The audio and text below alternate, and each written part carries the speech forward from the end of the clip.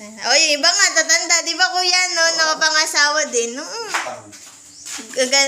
Parang talo pa nga ako eh.